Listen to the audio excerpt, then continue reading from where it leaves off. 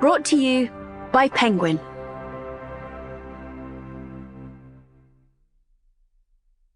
Sinners by Elizabeth Fremantle. Read by Melody Grove. Prologue. Convento di Santa Maria, Montecitorio, Rome, 1586. No soul is beyond redemption.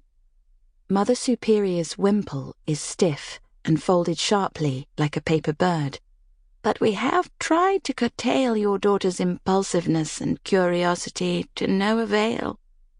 I'm afraid, Conte, I am forced to consider the other girls and the bad influence this is beginning to have over them. There are already signs. Are you saying? Father talks over her. Normally no one dares do that, not even the bishop. That my daughter is no longer welcome in your establishment. I am sitting on a bench to one side, while she and Father discuss me as if I am not here. I have never seen Father quite so close up, or not that I remember. He is a large man, with cold blue eyes and coppery hair like mine. She is wearing her pretend smile. With all respect, I feel she might thrive better at home, under the auspices of her new stepmother. Stepmother? It is the first I've heard of this. I run the beads of my rosary over the pad of my thumb, not because I am praying, but because I like the smoothness of the polished wood against my skin. And the large donation I made to the convent? He places his elbow on the table, chin on his fisted hand. For the Lord's work.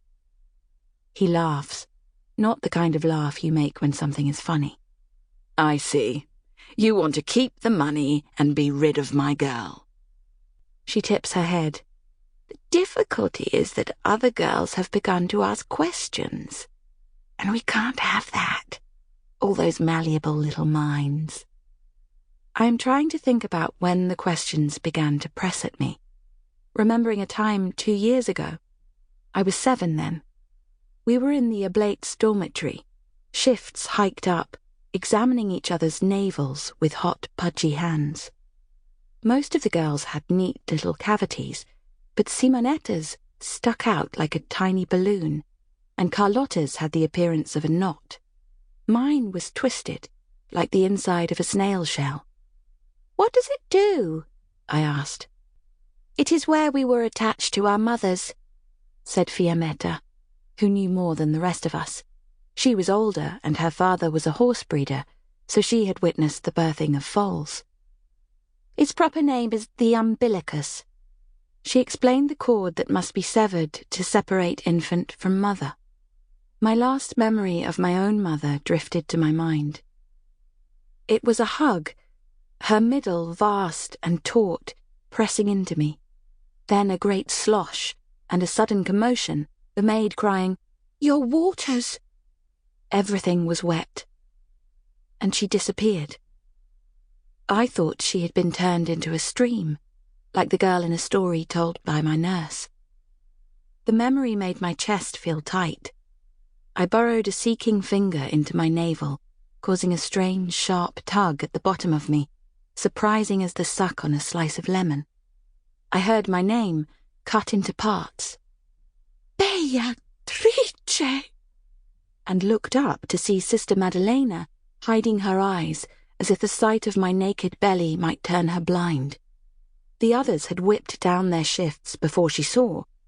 So it was only me who was hauled out into the cold corridor to kneel before the Holy Virgin, to set your mind on the path of purity.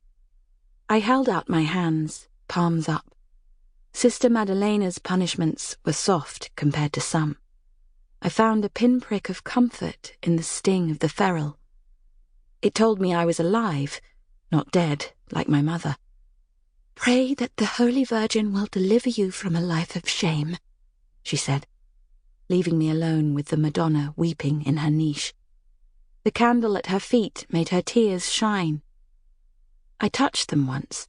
They felt cool and smooth, like glass. Pressing...